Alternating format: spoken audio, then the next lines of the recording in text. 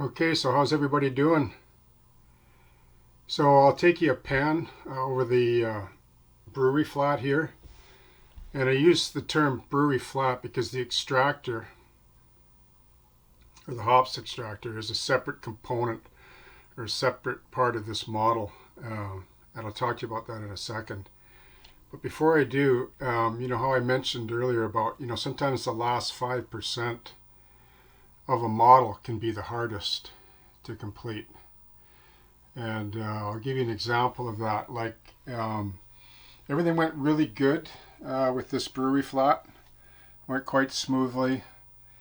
But when I got down to the last 5%, which is the light boxes and some of the railings, like here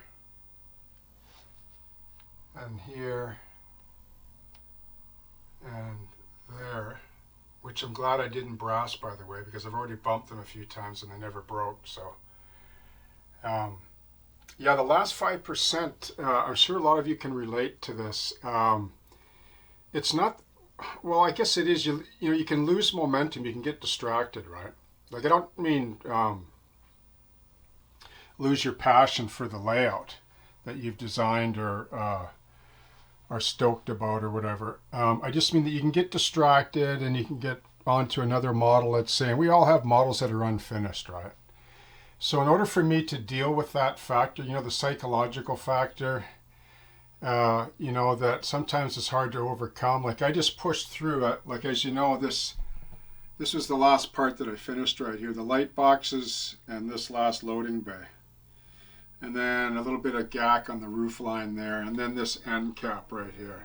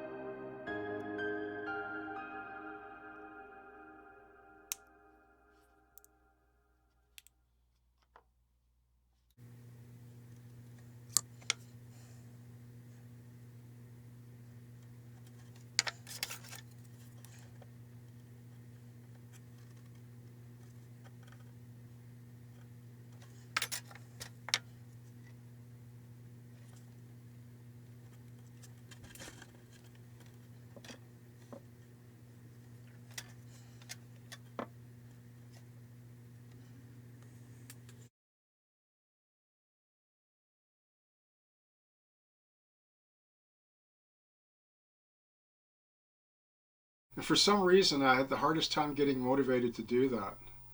But you know, if you've got a few models under your belt, even if it's model making or model building, you'll know what that means, right? We all go through it. And I think what helps is to have a good plan and to break down each build into components, right? Like if you look at this barge slip, just not to divert from the Brewery Flat entirely, but you can see right here, I haven't built these little kiosk ramps here on the side. It's sort of the last 5% of this build, right? And the railings, which I have a drawing for already that I did. And I know how I'm going to achieve this. So I didn't want to go back to this yet until the Brewery Flat was finished. The extractor, which is down here by my bench, I'll just show you quick, which is kind of nice because it's right here, right? See the extractor right there? That I'm going to build now separately because the actual building flat is finished, right? Like all the details are on it, including the light boxes, and I just slipped the LED wired light bulbs in and she's ready for paint, right? But that way I don't have to think, oh, okay, I missed some stuff. So now I'm going to build the extractor, which is going to go right about here. Like right in here somewhere. By this, either side of this door here or whatever. Probably right in here. So I feel pretty good about that. And then now that that's done, and that I'm going to build the extractor along with the kiosks and the ramps here. I'm going to finish this off, the last 5%. And then while I'm doing that, I'm going to paint the water. So I've already done test samples. It's going to be a type of sage muddy green color that's common for the Fraser when you see it in shadow, when there's no sunlight. And that's going to be a tricky one to film because when everything's out of the way, like I say, this now pops out, right? Like somebody mentioned about building structures, like, you know, why would you build it out of plywood? Well, look at this thing. It's, you know, it's built like it's solid, right? You can manhandle it, and look how it drops down into place. Look how tight that is, the bottom of the foundation of the seam. See that? Isn't that nice, right? So the weight of it just sits there nice. It's not going anywhere. And if I ever have to move this layout, everything's modular. That's why I'm doing it this way, because this thing's going to get saved, right?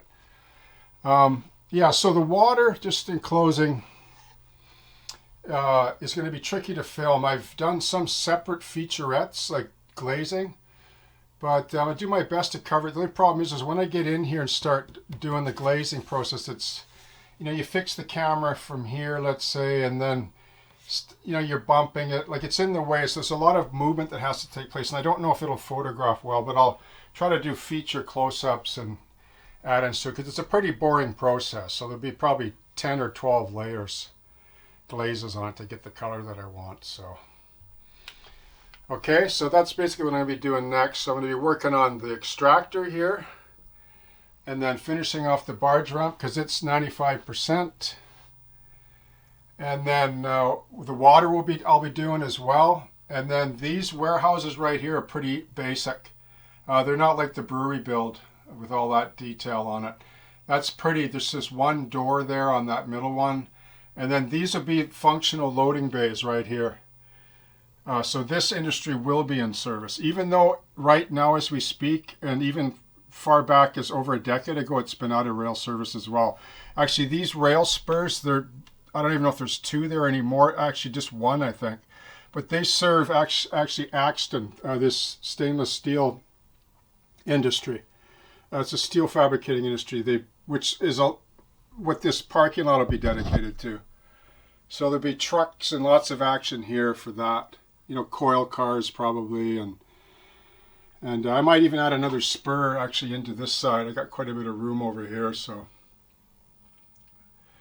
we'll see how that goes. And you'll be able to actually operate and service this building and this warehouse back here while you're servicing the barge set because it's on a separate line. See? It comes up onto the main here. And this will go further down to the shops and then branch off to the yard or whatever happens down on section C, which I should use the term section because they're not really modules. Sometimes I throw my terms around loosely. It's actually sections because it's one big layout in 3 sections. So yeah, so you can see that the barge slip can be served from this line as well. That'll lead to a yard without interfering with any of the ops on this side. So it's like a multiple interchange. I mean, obviously the feature or primary interchange is this barge slip, which eventually will have a ferry or a barge that can come in here and bring cars in to service, you know, the industries on the layout. And then whatever happens down on module C, which I haven't determined yet. So, you know, you can see there's quite a bit of action, quite a bit of options for operations here. And there'll be 3 runarounds. One's already in place back there. So, okay. So thanks for tuning in and stay tuned. Feel free to subscribe. Thanks for all the support as well and all the patience. You know, you've all shown grace and patience, and I enjoy your questions. You know, you don't overwhelm me too much. I try to explain what I can when I build, but I don't want to, you know, have too much content that's boring, you know. But you can let me know down below in the comments if you'd like. It helps a lot. And also, could you please visit the community tab as well? Like, it's easy to overlook. I do a lot of updates on there that you won't see on the regular video updates, okay? So cheers.